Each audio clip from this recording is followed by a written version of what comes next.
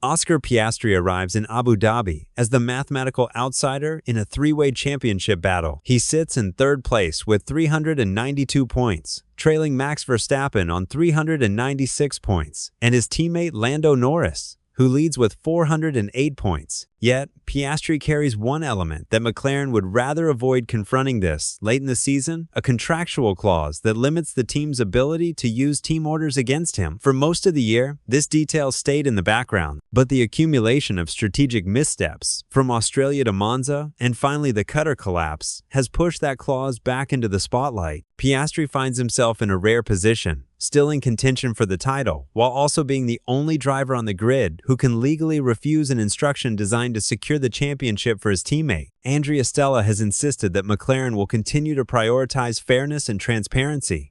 Yet he also admitted that the team is prepared to intervene if the championship is at risk. That is where the conflict lies. Piastri is not simply willing to push back. He is contractually entitled to do so if following an order would eliminate his remaining chance of becoming world champion. The clause is explicit. As long as he remains mathematically able to win the title, no order that directly undermines that possibility can be enforced. This safeguard distinguishes his contract from standard Formula One driver agreements, where teams typically retain absolute authority over race strategy and position swap. The pressure on McLaren is not simply sporting, it is structural.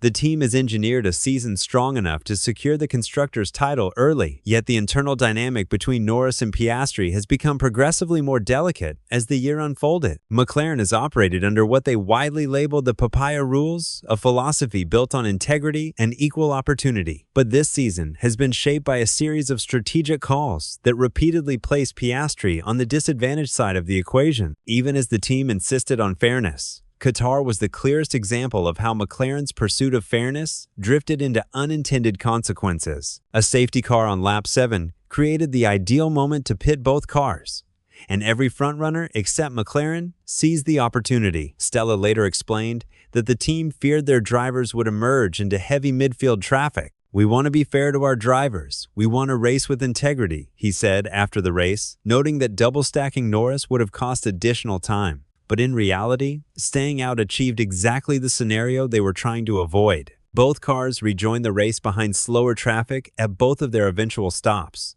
and Piastri's advantage he had been dominant all weekend evaporated. Zach Brown reinforced the idea that the call was based on tire expectations rather than driver priority, saying the team believed minimizing time on the hard compound was the better path. But the hard tire proved perfectly competitive, and the misjudgment cost Piastri what should have been a straightforward victory. After Qatar, Piastri cut a visibly dejected figure and criticized the strategic call. Limited support appeared at Parc Fermé, and the signs of tension became increasingly difficult to ignore. Jacques Villeneuve, speaking after Qatar, argued that the damage to Piastri's morale was severe enough for him to believe the conspiracy theory circulating in the paddock that McLaren would prefer Norris to win. "Once you're on the losing end, or you're in a bad spell, everything goes through your mind," Villeneuve said. "Then you start believing it, and because you believe it, you make it happen." That emotional dimension cannot be ignored because Abu Dhabi presents exactly the type of scenario where the team may attempt to intervene. Consider this specific situation. If Verstappen leads the race, Piastri is second, and Norris is fourth, Verstappen becomes champion. In that moment, the logical team-oriented instruction would be for Piastri to slow and bring Norris into the required podium position. Without the clause, the order would be simple. With it, Piastri can legitimately say no. And based on the frustration he expressed after Qatar, it is entirely possible that he would refuse. Yet, his season is not defined solely by Qatar. The earlier rounds established the pattern. In Australia, Piastri was clearly faster, yet was told to hold station behind Norris. At Monza, he was instructed to give back second place after Norris lost time in the pits. His disadvantage extends beyond strategy.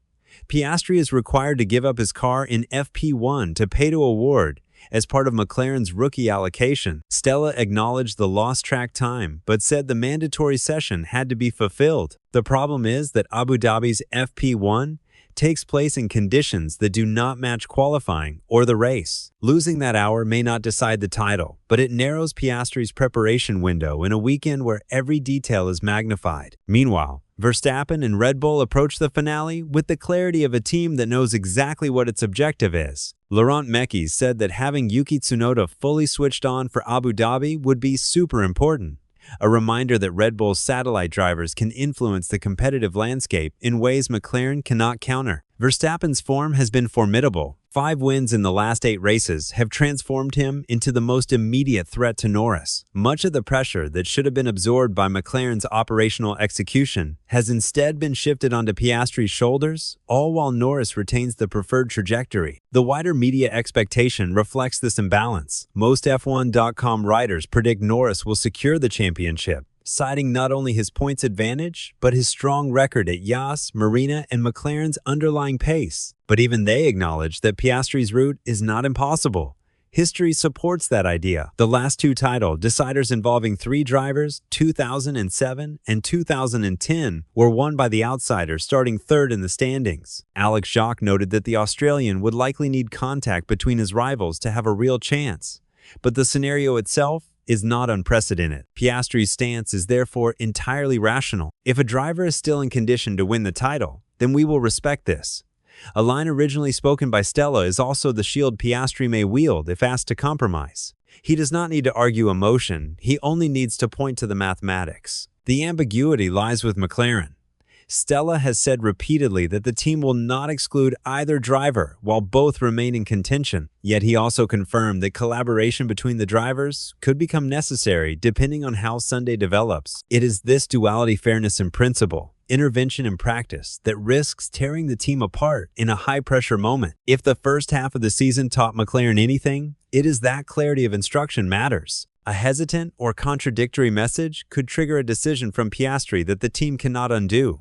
And unlike most internal disputes, this one would unfold live, uncensored, in a title-deciding race. Should Piastri refuse an instruction, the implications extend far beyond this weekend. It would challenge McLaren's narrative of unity, expose the fragility of their internal policies, and potentially reshape the relationship between the drivers next season. It may even alter how teams write contracts for young drivers who rise quickly enough to fight for championships. The irony is that Piastri's refusal would not be selfish. It would be the logical conclusion of a season where he has repeatedly accepted setbacks in the name of team harmony, only to see his own chances compromised. And so the title will be decided partly on pace, partly on strategy, and partly on whether McLaren asks a question their own driver is legally empowered to reject. If the moment arrives where Norris needs a favor and Piastri is the only one who can provide it, the entire championship may hinge on a single word from a driver who has every reason to think twice before saying yes. Will McLaren risk everything by issuing an order that Oscar Piastri has every contractual right to refuse? Drop your answer in the comments below, and don't forget to subscribe for complete coverage of what could become the most explosive team order situation in Formula One.